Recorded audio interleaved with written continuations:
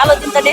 ఏ ఆడకూతురుకు జరిగింది అదే పబ్లిక్ లో మామూలు సామాన్యుడు పల్లెటూరులో లేదని హత్య జరిగితే ఈ ప్రభుత్వం పొలిటీషియన్ వాళ్ళందరూ వచ్చి మీడియా ముందు తెగ మాట్లాడేస్తారు. ఒక లేడీ డాక్టర్ కు 36 hours డ్యూటీ చేసి అంత కష్టపడి పేషెంట్ కాపాడిన డాక్టర్ కి రక్షణ లేకుండా ఆ విధంగా చంపేస్తే ఏ ప్రభుత్వం కూడా స్పందించట్లేదు.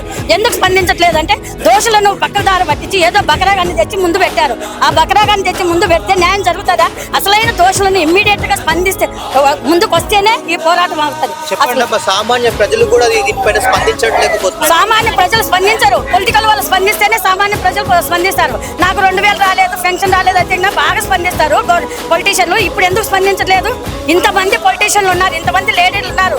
ఆ నిర్మలా సీతారామన్ మేడం ఉంది, ఆమె చెప్తాది మీరు ట్యాక్స్ కట్టలేదు, అది కట్టలేదు అని అంటారే. మరి లేడీకి ఇంత అన్యాయం జరిగింది, చంపేస్తున్నారు. చంపినందుకు ఆ తల్లిదండ్రులకు కనీసం పోయి మాట వరుసకన్నా పలకరించిందా? లేదు. ఇంకొకటి పెద్ద డ్రామా యాక్టర్ ఎవరు, మమతా బెనర్జీ, దాని ముందు బర్తరఫ్ చేయాలా ఇమ్మీడియట్ గా.